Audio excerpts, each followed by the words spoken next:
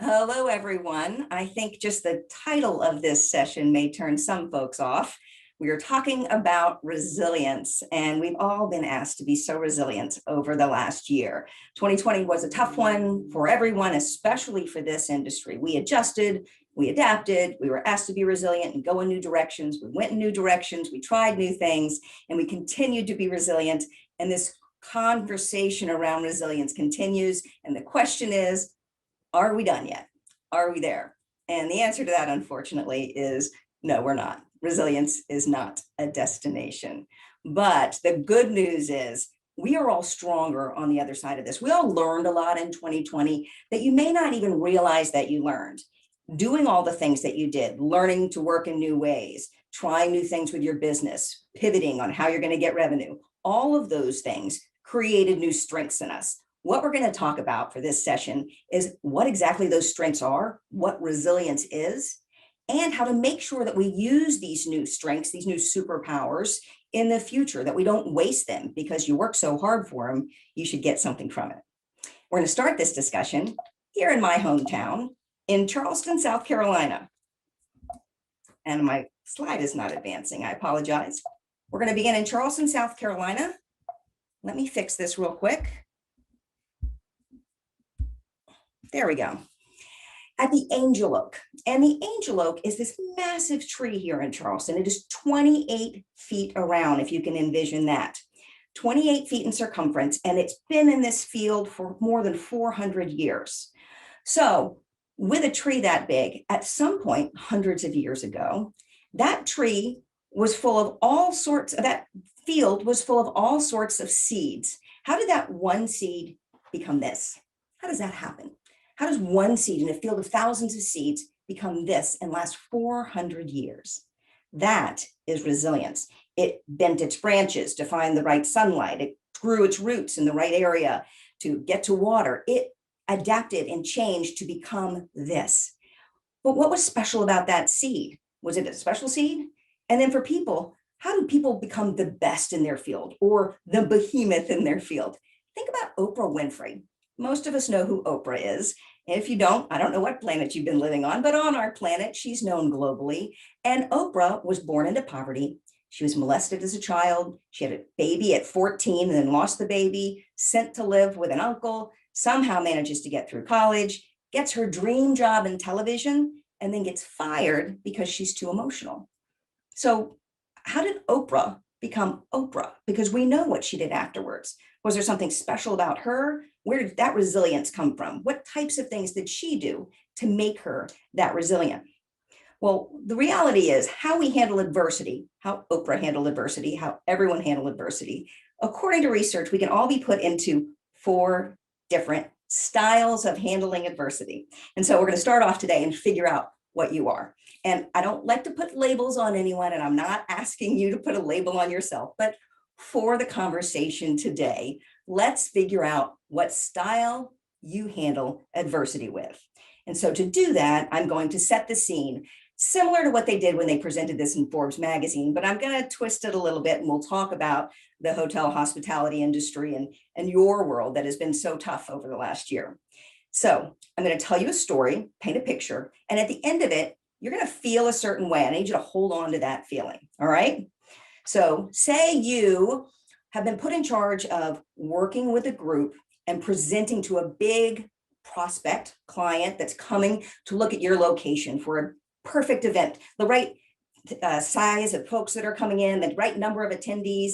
So maybe you're in a big location, it's got lots, thousands of people. Maybe you're in a smaller boutique location, it's got just the right number of attendees for you. This is a great event, and it's food and bev, and you also have the opportunity to do AV, and you have all these other things that you can pile on. So it's a really big deal for you and your team. All right, so you're trying to win this customer, and the group that you're working with chooses you to present to this customer.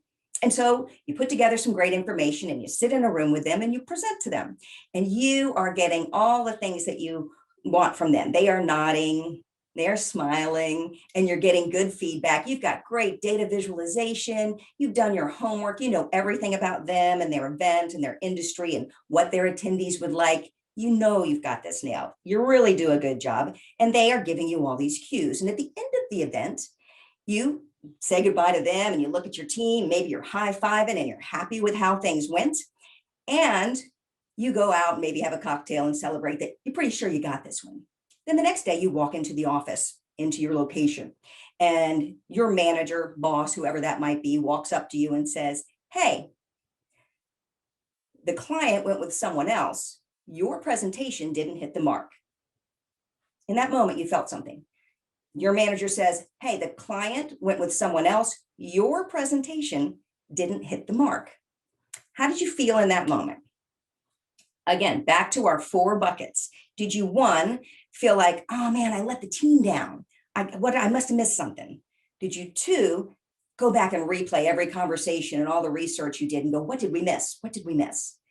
Did you, number 3, think, okay, they went with someone else. We need to fill those dates. We need to fill the venue. Let's find somebody else. We got to make our number, hit our quota. Or did you, 4, think, we were right. There's got to be something else going on. Did you go back and think, okay, maybe there was an acquisition or something bigger happening that we just didn't know about?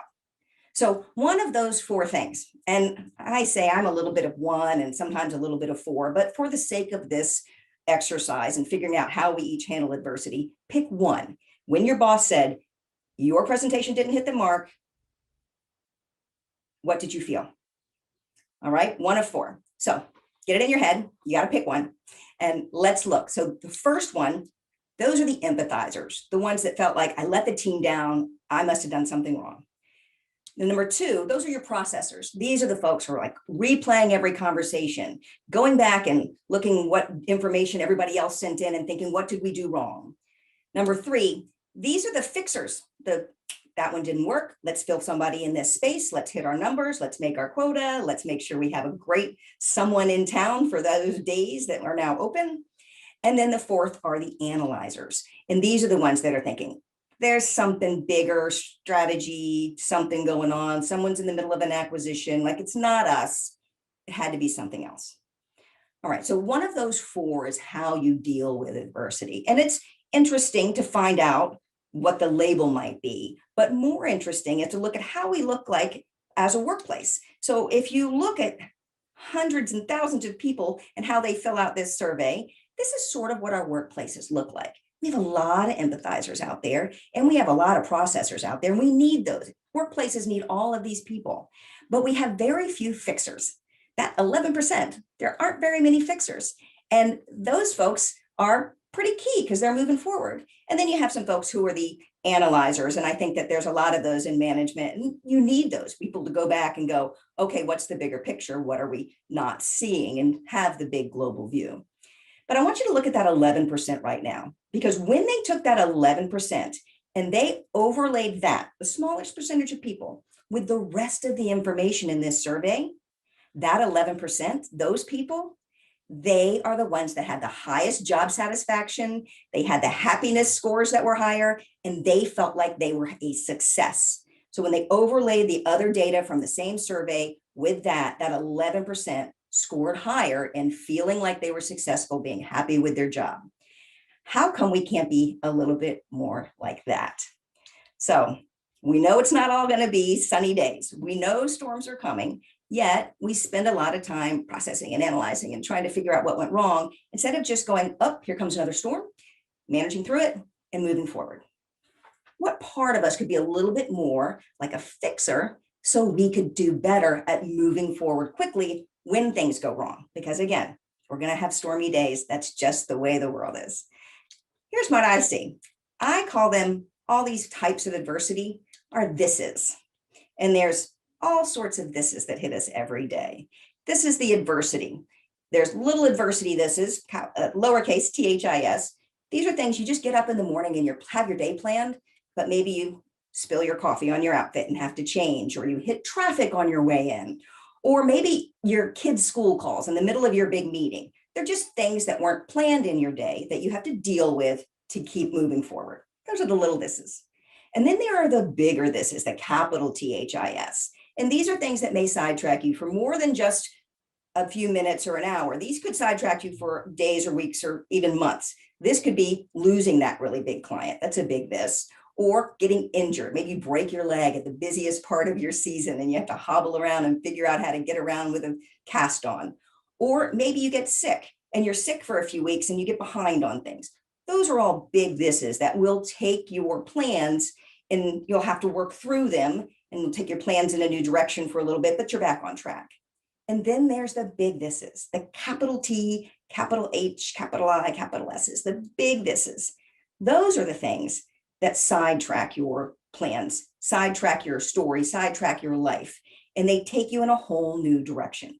The big thises, those are the adversities that are large and take your story and maybe your organization and your whole world in a new direction.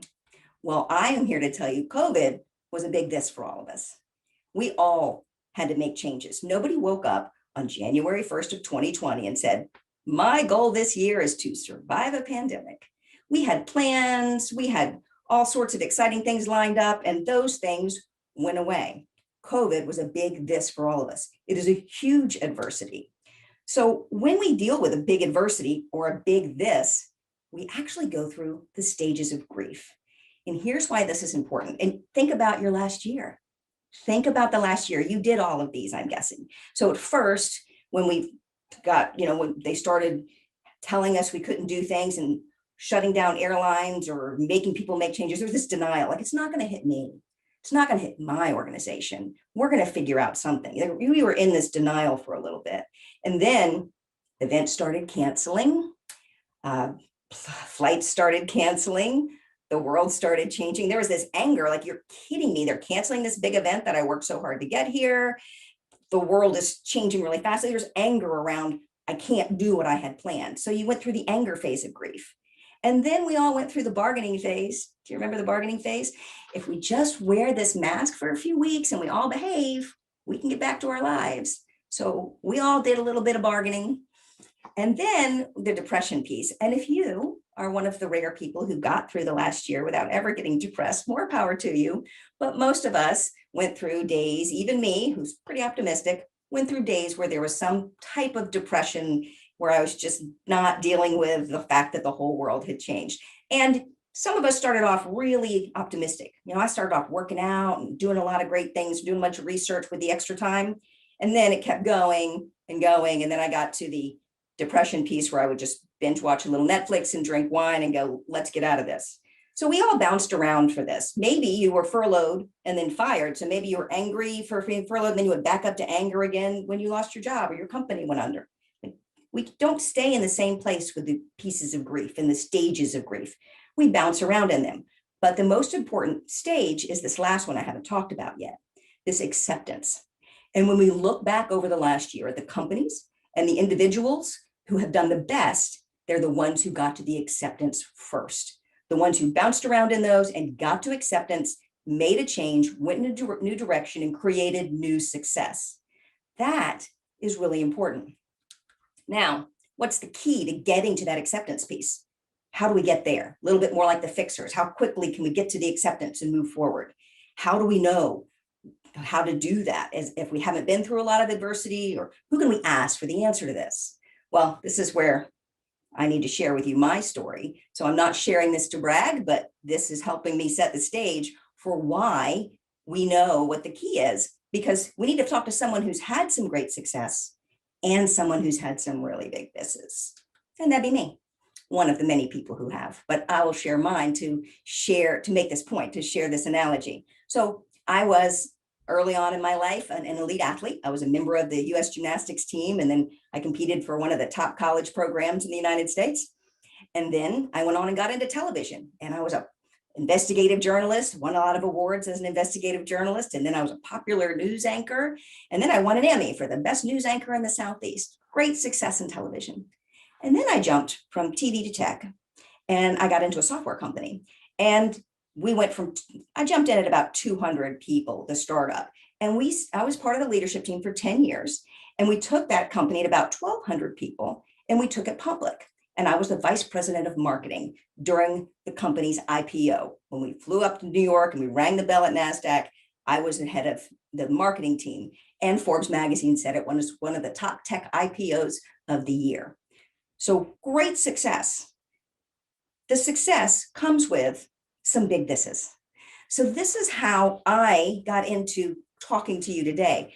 I was on the US gymnastics team and went all over the world, Japan, Hungary, Germany, Australia. But the year of the Olympics, I didn't make the Olympic team. And I felt like my life was over, that I'd wasted my time, that this was, just, I was embarrassed and I was humiliated because I put my whole life into it and I didn't make it. And then I went to college and competed, got myself going again. And then I blew out my knee.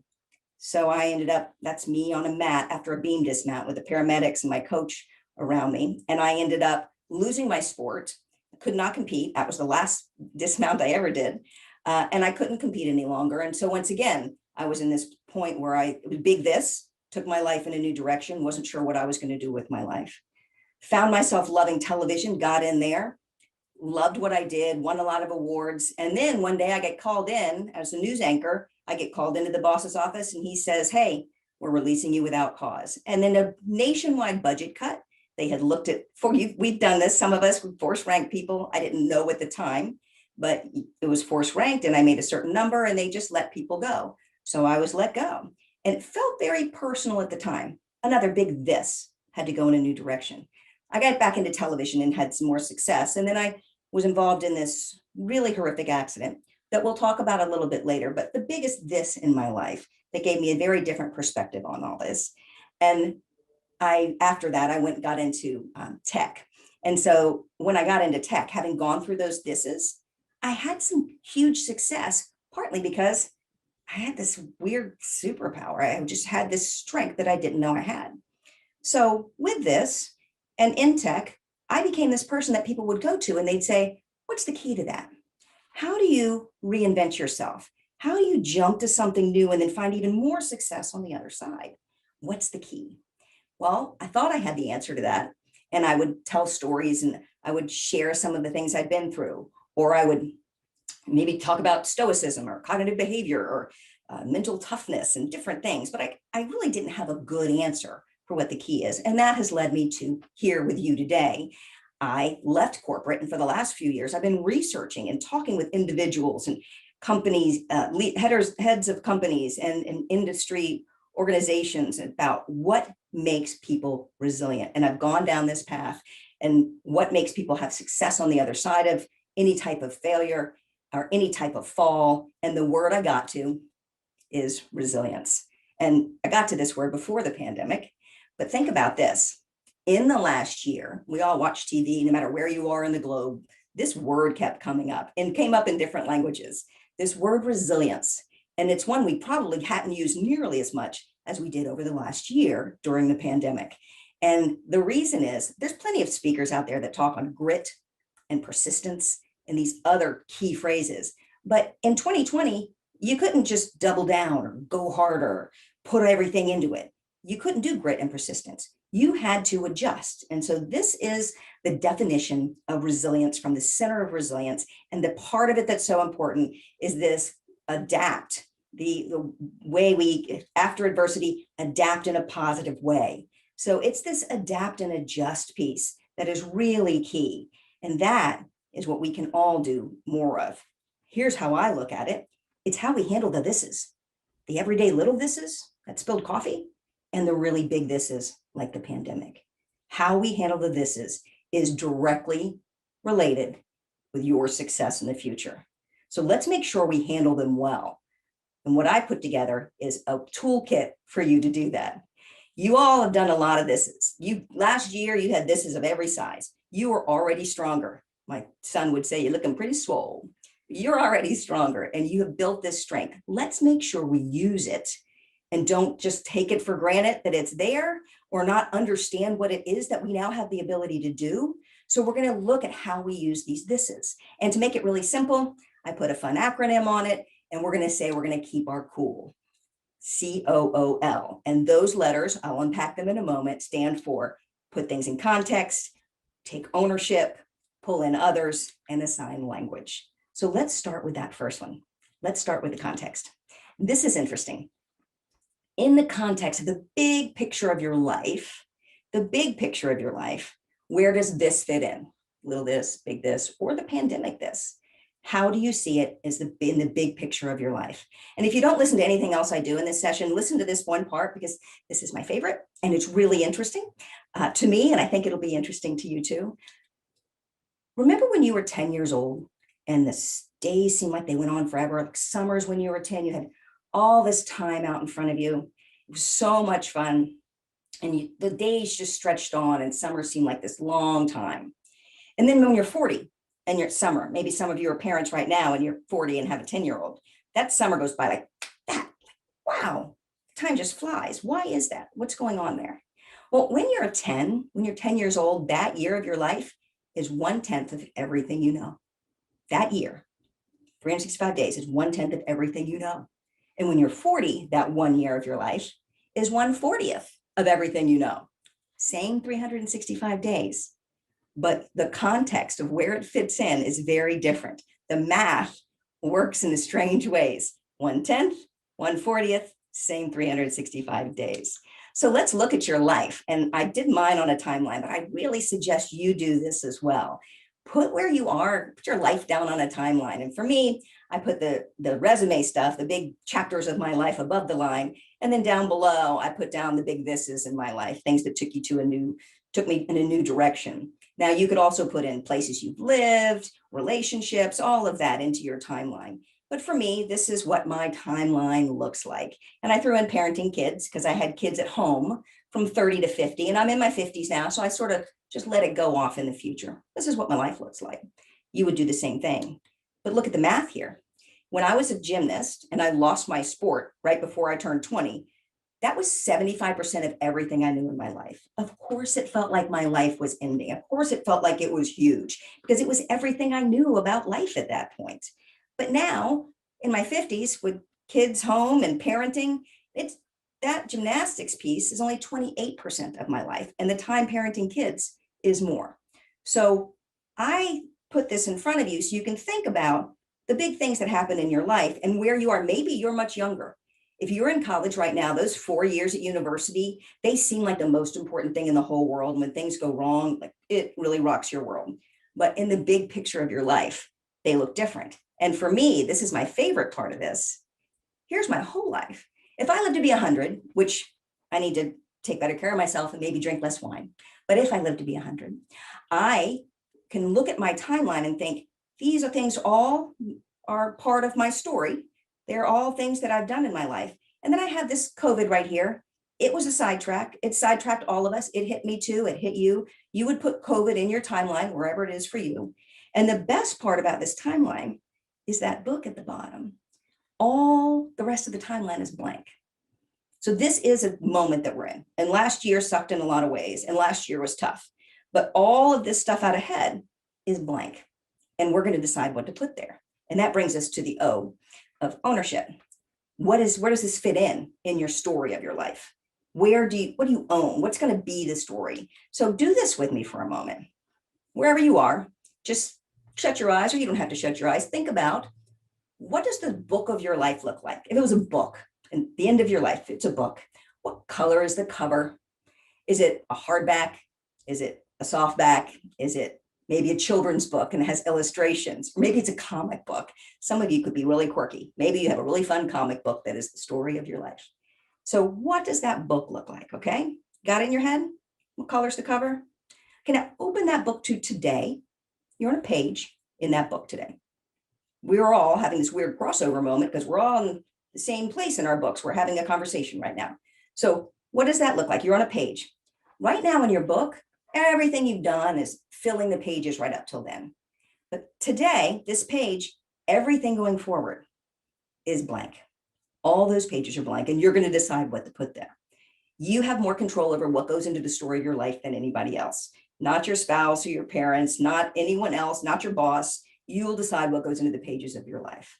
And we'll talk more about that as we unpack some of this. The key to the pages of your life is that acceptance piece.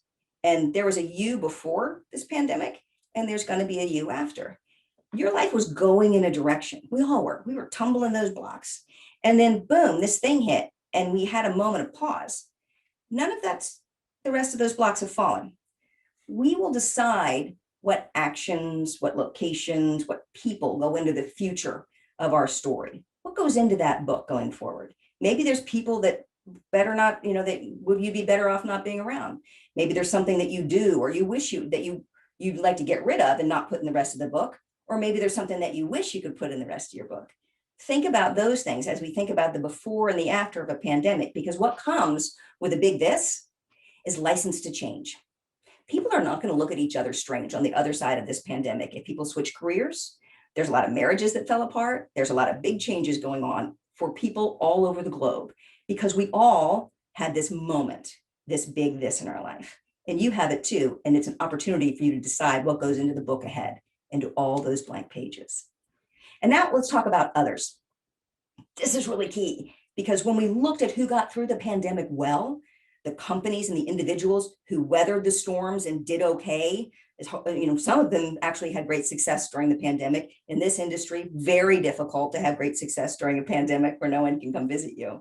But there are people who did better than others. And the ones who did the best are the ones that pulled in others, that didn't try to do this on their own. Think about it. There were masterminds that popped up all over. CEOs were calling other CEOs to chat. Clubhouse got really big. If you haven't done Clubhouse yet, that's a good place to find others. People started looking to others on social media and other places so they could pull them in and get through this together. The ones who did that had more success. And here's why. When something big happens and we get into an adversity, into a big this, we're in this new uncharted territory, pandemic, big uncharted territory. And it's like being in a maze. And sometimes you need somebody else who can see above the maze or may see it differently than you to go, hey, you're headed for a dead end, or there's a shorter route over there, or they've just seen it differently. Having other people, when something big happens, some adversity, having other people go through and think it through with you is key to success when a big this happens, when something happens that takes you off course. And I'm going to prove this to you. So if you're not near your computer, say you went to the bathroom, those of you away from your computer, come back and look at the computer because we need to all look at this at the same time. And this is more fun to do in a big room, but you'll get the picture. I'm going to show you something here and we're all going to see it at the same time. You ready? 3, 2, 1. What'd you see? If we were in a big room, I'd have you raise your hand. Some of you saw a tree first, and some of you saw two faces. Now, the people who saw a tree first are creative, and the people who saw the two faces are good at dealing with other people's conflicts. So there's a lot more to this, but for the sake of this, why this is important in our discussion here is we all saw the same image at exactly the same time, but we didn't see the same thing. This is what you need to keep aware of as you go through adversity. These are what people who deal with adversity do well, is they have an understanding that they don't know what they don't know, and they pull in other people. Other people have different life experiences and see things differently. And that is why you need others as part of your toolkit to deal with adversity. And then the final one is language. Language. What are you going to call it? And we heard a lot of this during the pandemic. There was the whole, are you stuck at home or are you safe at home? That was part of the language people were assigning. And in your life, in your company, in your industry, things have changed, things have happened, everything's transformed. What is the language you will use going forward? And what is the language you will use when things go wrong again? So it won't always be perfect. Things are going to happen. That's just life. What is the language you will assign to it? And here's a way to think about it. What do you think this young mom is saying to this young girl? Let's go back to our example for when we put ourselves in buckets. Do you think she's saying, well, mommy is mad because she blew a big meeting and she's not very, she's an idiot and her team didn't do its part and Bob didn't turn in the right stuff and everybody screwed up and we lost a big deal and I'm probably going to get fired and probably have to cancel Christmas. Do you think that's what she's saying? No. I have a feeling in this sweet little girl's, as she sits there with this sweet little girl, she is saying something like, well, mommy's just a little grumpy because things were tough at work today. And we have a big challenge and we got smart people. Mommy's smart. She's got smart people she works with and we're going to figure it out. It's not like we're going to have to cancel Christmas or anything. That's more likely what she is saying. We need to speak to ourselves like children and use language that we would use to be kinder when we're in a big this. It just makes sense. it just makes a difference. It makes all of the difference because you start the echo. So what is in your head comes out of your mouth and it becomes your story. What you think, you say, and it becomes your story. Here's a scenario some of you can probably relate to. You step into a big meeting and you feel like everybody's done their job, and you come out and you have this conversation and it just goes south. The boss is really ticked off. Things don't go well. Everybody's pointing fingers back to Bob not doing his part, and so pulled the wrong numbers and we totally screwed this up. Well, you walk out of that meeting and you're walking down the hall with a group of people and you're saying, well, that was devastating and we are ruined and Bob's totally an idiot and should have done this part and we're never going to get out of this. This is a disaster. As you walk out of that room. Now, people around you may see your body language and you walking down the hall. And maybe there's a young intern and a young person that's on the side there and they hear you walk down the hall. And then later that night you go and you're having dinner with maybe your wife or your husband or your spouse and you're out somewhere grabbing a bite. And that young couple, the young intern, goes walking through the restaurant and goes near you and they say to their friend, oh, saw them today. They totally had, disaster happen and they're totally screwed up and it's really bad and everybody's freaking out about it and they're pointing fingers at each other. And that's and then he goes and has his seat. Same scenario. You leave that same discussion in the room. You leave and you walking down that hall and you say, well, didn't see that coming. That's a challenge. Didn't go like we thought. We need to pull together some really smart people and fix this. This is going to be tough. We got this. Come on, who can we get? And you're walking down the hall. That's the fixer piece. That's the solutioning piece. That's the language that was in your head that comes out of your mouth and you're walking down the hall and this same young person, young intern hears it. And then they pass you that evening and they're with their friends and they say, wow, they have some new challenge at the office and they're putting together a team of some of the smartest people. I really hope they pick me. It's the same scenario. Same thing happened. The language you use is really key when things go wrong. And as we look at the big thises and the adversity and the year behind us, we still have many opportunities to get it right going forward. So keep this in mind as things go wrong. If you were a leader, or if you are just a parent, or not just a parent, or if you're a parent, the things that you're in your head come out of your mouth and become your story. So those are the big superpowers. Those are how we keep it cool. We put things in context. We take some ownership. We pull in others and we assign the right language. That is how we get through adversity, how we get to acceptance quickly and we move forward and we have success in the future. Now, I could just end here, but this is really key for me to share at this moment. I left out at the beginning of this, the story that has me really knowing that this is true and that this works. So it's always a difficult story to tell, even here virtually, but I'm going to share it now because it's important. So I was a popular news anchor, using that word, and I took an afternoon off to go meet my kid's school bus. And I went and got to the school bus, and the school bus actually dropped off at my co-anchor at his house, and his wife was there, and I got there a little early and we're playing in the yard with their baby and lots of moms come, and it was a fun, crowded, beautiful afternoon, and the bus comes around the corner and you could hear the kids even before the bus got there, and it opens up and the kids all pile out and everybody's happy. And then we all visit for a minute more, and then I gather up my kids and all the other moms gather up their kids and we jump in our cars or we walk back to go where we're going. And I had driven because I was going to go run some errands. I'm like, come on, we got to go. Kids get in the car, we buckle everybody in and I go to leave. Well, in the hustle and bustle and lots of kids in the crowded space, no one had noticed that my dear friend and co-anchor's wife, that their baby had crawled next to the tire of my car. And I backed up. So in that moment, I went from world-class athlete and popular news anchor to the lady who ran over her best friend's baby.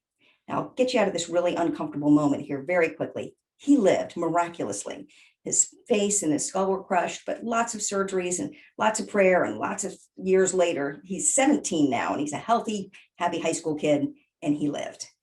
But in the years that followed, the months that followed, or even the days that followed, it was a very tough path.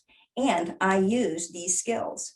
I had to go through and do all of these pieces. And it wasn't until I really started digging into what makes success and how I went from there to ringing the bell in NASDAQ and having huge success did I realize I built these superpowers. And let me show you how that is. We'll start at the bottom. We assigned language. So we called it an accident. We got through it together. And we talked about he's healing and he's on his path to recovery. And we pulled in others. We worked with each other to get through it. We had good therapists. We relied on family and friends, and others helped us. The whole community held prayer vigils. It was a big part of what the community went through together. Lots of others in that. And we took ownership. We looked at the big story of our life, the story of my life. I didn't want that to be my whole story. I didn't want that to be on the cover. I wanted to be a full life story, and I wanted to figure out where that fit in. So that became a path for me. I went back on the air with my co-anchor for a year. We sat there side by side with each other to make sure that our stories became a story that we could tell and we were proud of and confident with. And so as he healed and we went on the air together, our story unfolded. And then context. When I look at my timeline, that is just part of the big, long timeline that is my life. There were very dark days after that, and I almost ended my timeline there. And that is why I share the story, because even if something really big happens, a big this, as horrible as that was, or maybe you lost your job, or maybe your company went under and you're just trying to dig out of this. We heard so many people yesterday in all of the sessions talk about all the adjusting and the changing and furloughing and the things that had to happen in this industry. Even if it really was horrible, this isn't your whole story. What is your story? What is going to be your story in the future? What is that going to look like? You are going to decide. This pandemic is going to be a piece of it. It's going to be a crappy chapter for a lot of people. And on the other side of it, it's going to be different. 5 years from now, when you are, hopefully we're all back out and about and we're grabbing a beer and eating some pizza. 5 years from now, when we all get together with our friends again, we're going to be telling stories about how you got through the pandemic of 2020. It's going to be a story that you tell. It is not going to feel like it does right now. It's going to be a story that you tell. Similar to when we all have our 9/11 story, especially here in America. If you have a 9/11 story, we know where we were when that happened. And sometimes the conversation will go to that and everyone will tell their story of where they were and how that went. Well, this is global. Everyone's going to have a pandemic 2020 story. And your story is uniquely yours. What is that story going to be? How are you going to tell that story? You have an opportunity still to make it a story that you're proud of. And that's my challenge to you today. Today, in the book of your life, you're on a page. So today, when something happens, a this or a bigger this, or maybe a big this, and unfortunately the big thises still are coming. This won't be our last one because that's life. But when something happens in your life that is not planned, maybe it's just spilling coffee or traffic, or maybe it's bigger, just know, keep your cool. Keep your cool. Remember that acronym, put it in context, take ownership, pull in others, and use language. And think about where it fits into the book of your life. Those little thises, they can take so much energy from where we want to go and can take so much out of our day. Those little thises, they don't even make it into the book. How we handle the thises is directly related to your level of success. How you handle the little ones and the big ones will be directly related to your level of success and achievement in the future. And I wish you all the best. Thank you.